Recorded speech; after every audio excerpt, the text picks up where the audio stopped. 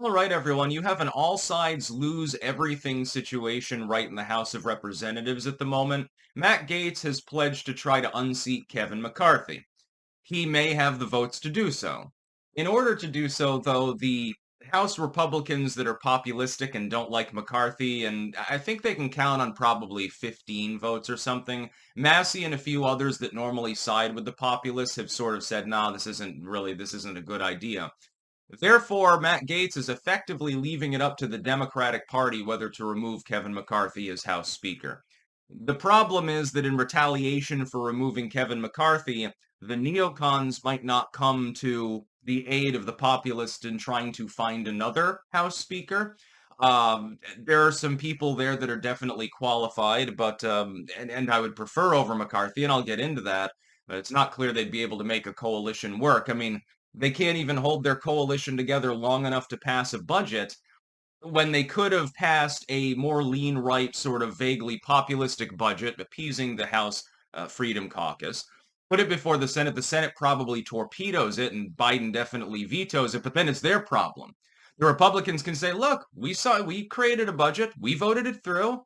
The House controls the purse strings, we created a budget, fucking vote for it. The fact that you don't get everything that you want is well, it's rather sad for you. We need a budget, you've caused a shutdown. They could have decided to tiddlywink the issue to the Democrats, but Kevin McCarthy is not capable of comprehending that. He would rather spend a continuing resolution for a month and a half, ignoring his own caucus members to get a handful of Democrats on board in order to pass that in a bipartisan manner, just to kick the can down the road a little bit further. That's not leadership. First, I'll go to my feelings on Kevin McCarthy. I don't like him. He's not doing a good job.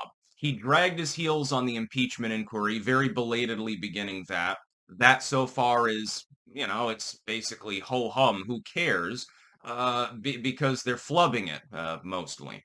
On budget issues, there have been continuous problems. They blame the Freedom Caucus members, but without realizing that they were elected by constituents too, they expect them to represent their interests, and those interests don't align with Bush-era neocon ideology. So they don't want billions more for Ukraine, and more globalism, and more warmongering, and money for a million Biden trinket programs. They want to stop some of that. It's again a very mild form of reform. It's a soft reset to the first term of Reagan more than it is a throwback to some ancient era.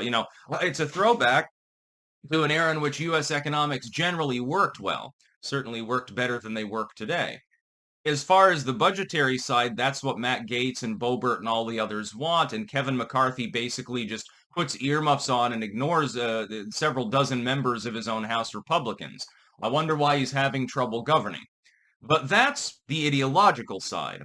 From the strategic side, Matt Gaetz' move doesn't really make a lot of sense. It hurts him, it hurts McCarthy, and it hurts basically everyone. The Democrats can toss McCarthy aside, and they lose because you may end up getting a populistic leader of the House that'll be less amenable towards working with them. That's number one. Or they could refuse to join on, which means the Democrats are effectively endorsing a Republican that has been vilified as being a far-right extremist by the legacy media for a number of moons. That's also a loss. So the Democrats lose either way.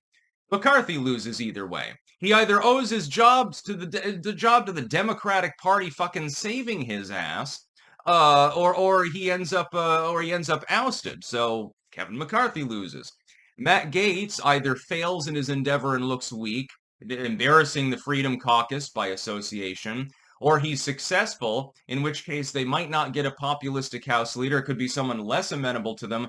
Again, a removal that would have relied upon the Democratic Party siding with the Freedom Caucus. So that would look a little bit weird now, wouldn't it? Everybody loses. Freedom Caucus loses, the neocons lose, the neolibs lose, the left loses, McCarthy loses, Matt Gaetz loses, and the whole thing makes the Republican Party look like a jumbled mess. From a strategic standpoint, I actually side with Massey on this one. It is not a good idea. It's a proper idea. Matt Gaetz is ideologically correct. He's sticking to his guns. He's being coherent in his political meanderings. You are correct, Matt Gaetz, and Freedom Caucus members who support this bid.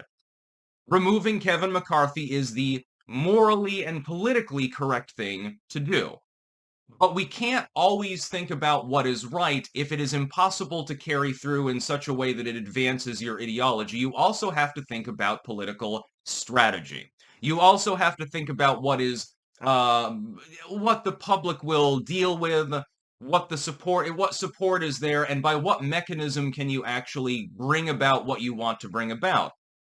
Ousting Kevin McCarthy because the Democrats gleefully throw him under the bus and then go on a 48-hour legacy media spree saying, look at these crazy Republicans. They just asked us to oust their own House leader, and we don't know exactly what they're up to. That's going to make the GOP look weak. It's stealing defeat from the jaws of victory. Right now, you have at least 45 days, well, 43 now, I believe, to negotiate and to tell Kevin McCarthy, just pass a more populistic variant of the same budget you were pondering. Rip out some of Biden's spending and stuff. The Senate will bounce it. It is clear that the Senate will bounce it back to us. They'll rewrite a bunch of it. They'll send it back and it can't pass here. But they will be left holding the hot potato and the Democrats run the Senate. You don't need the will of the Democrats in the House to pass a budget. You simply need to negotiate within the GOP. It doesn't need to be bipartisan. You control the House. The Senate is a narrow split. You also have Manchin and Sinema there. Manchin has come out very publicly and denounced elements of Biden's spending. If Manchin and Sinema were to vote in favor of it, so it doesn't carry anyway, you don't have the votes, but there is technically bipartisan support, and it gets bounced back anyway. Again, the Democrats are the ones that take the lumps. Manchin and Sinema continue to be attacked by their own party, and the Democrats look like a mess. Doing this risks making the GOP House look like a mess. I mean, it's not entirely wrong now, is it? It kind of is when you think about it, isn't it? Kevin McCarthy can't get anything accomplished.